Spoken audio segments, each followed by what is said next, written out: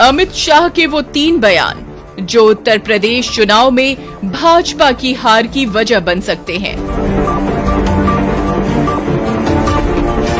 उत्तर प्रदेश में भाजपा संकट में घिरती नजर आ रही है। हाल ही में आए सी वोटर एबीपी का सर्वे भाजपा के लिए खतरे की घंटी बना हुआ है। विश्लेषक टीवी पर साफ कह रहे हैं कि अखिलेश की प्रचंड लहर का इशारा मिल रहा है। सर्वे का आंकड़ा ये कह रहा है कि एक टेक्टोनिक शिफ्ट हो रहा है उत्तर प्रदेश की राजनीति में। भारतीय जनता पार्टी सत्ता से बड़े पैमाने पर बाहर हो रही है और समाजवादी पार्टी पूरे गाजे बाजे के साथ सत्ता में वापस लौट। एकदम स्पष्ट रूप से इसमें कहीं कोई एम्बिग्युइटी नहीं है, कोई भ्रम नहीं है, कोई शक शुबह की गुंजाइश नहीं है। ये सर्वे एक ही दिशा में जा रहा है, एक ही दिशा की ओर इशारा कर रहा है कि अखिलेश यादव 2022 में उत्तर प्रदेश के फिर से मुख्यमंत्री बने। अखिलेश के उभार और भाजपा की लोकप्रियता में तेज गिरावट की वजह अखिलेश का सौम्य व्यवहार और भाजपा नेताओं के बिगड़े बोल भी हैं। खास तौर पर अमित शाह के बयान तो उत्तर प्रदेश में भाजपा की लुटिया डुबाते नजर आ रहे हैं। आइए जानते हैं अमित शाह के वो 3 बयान जो आगामी चुनाव में भाजपा का बेड़ा गर्क करने के लिए काफी हैं। बयानों की इस कड़ी में नंबर 1 पर है बाहुबली वाला बयान। अमित शाह ने हाल ही में लखनऊ रैली में ऐसे हास्यास्पद बयान दिए जिसे सुनकर बड़े से बड़ा झूठा भी शर्मा जाए। इनमें सबसे अव्वल है बाहुबलियों को लेकर दिया गया बयान। हर जिले में 2-3 बाहुबली थे। दूरबीन लेकर मैं ढूंढता हूँ, कहीं पर बाहुबली दिखाई नहीं पड़ता है भाई, कहे पर। सुना आपने, अमित शाह को दूरबीन लेकर भी कोई बाहुबली नहीं दिख रहा था। लेकिन उनकी और योगी जी की किरकिरी तो तब हो गई जब लखीमपुर खीरी कांड से जुड़े मंत्री जी उनके बगल में दिखाई दिए।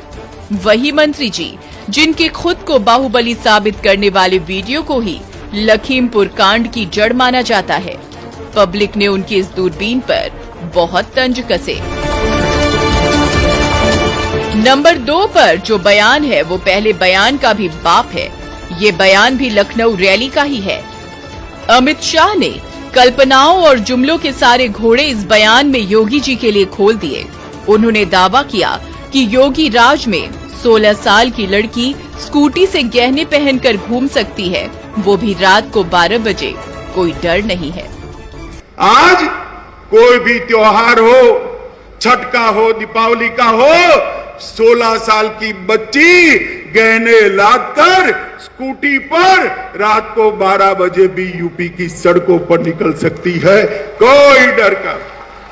अब इस बयान पर तो हर यूपी वाले को ही हंसी आएगी।